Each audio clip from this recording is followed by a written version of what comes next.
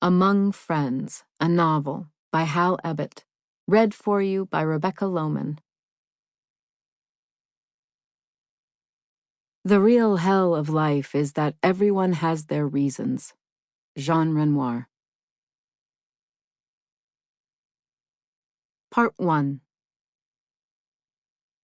In the distance, boys sweep across sharp, neatly cut grass. The ball predicts their turns. Sweat spreads like moss on their shirts. Eventually they will stop and come up the hill, their smiles brilliant, exhausted. One pushes another. The group receives him, this act of love. It's he Amos studies, the boy pushed, whose brown eyes accept the campus like something owned, whose legs toss his feet forward in loping, comfortable steps. He hasn't spoken much, but his silence doesn't diminish him. His presence seems, to the rest, so inevitable it needn't be noted. As they ate, bent like soldiers over their trays, someone had thrown him an apple. "Ford," they called out. The boy plucked it from the air, took a clean, violent bite, and with a pat set it down. Others laughed. The meat glistened like bone. On the field he'd moved with the lazy grace of a prodigy, natural and untended. Amos was better, and at the time had been glad, but walking beside him now he feels ashamed of his effort. The summer hours spent sweating grow needful and unsightly. Around them, the college lies stilled by August sun. Empty paths vein its lawns. Only athletes have returned. They move in small clusters, their voices distant and soft. "This is me," the boy says. The rest nod and walk on, then Amos remembers it's his dorm as well.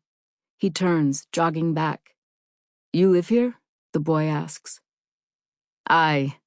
Amos squints like an old man surveying his farm. "Ever since this morning." The boy laughs gently. He offers a warm hand, tanned as a glove. "Emerson." "Not Ford?" "Either is fine." "Amos."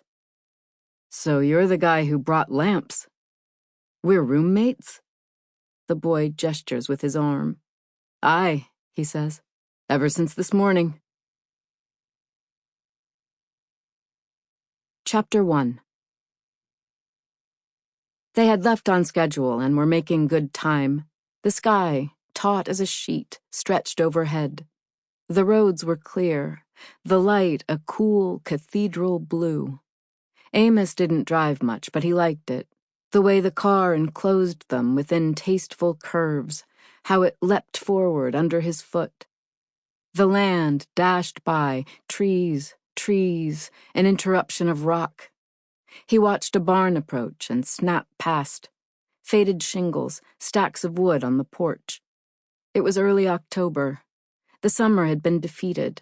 The chill of winter wasn't yet at the eaves. Things seemed amenable, open. There were still good days left. Claire sighed and shut her book. Amos turned, touching her knee. She smiled wordlessly and lay her head against the window. From the back, Anna watched. "If it rains," she said, "can we see a movie?" She could tell her father had been trying to think of something to say. "Is it supposed to?" he asked. Claire looked up. "How unprepared will you be if it does?" Her chiding wasn't without affection. She did rather enjoy the loose calm with which it would dawn on him that he'd neglected to pack something important. And yet there were also times when carelessness left him wrongly dressed that she felt a startling anger. Then she wanted almost to slap him, as if he were a child, a drunk who refused to stop talking. He seemed, in some crucial sense, an unserious person. Amos waved this away. "Is it?" Anna shrugged. "Regardless," Claire said, "no hard candy. Doctor's orders." Amos snorted. "What?" Anna asked. "Your dad had a toothache and thought he was dying." Amos let this pass without comment. He looked at Anna in the mirror. She looked back. He screwed up his face and frowned, as though someone had asked for the music to be turned down. Sample complete. Ready to continue?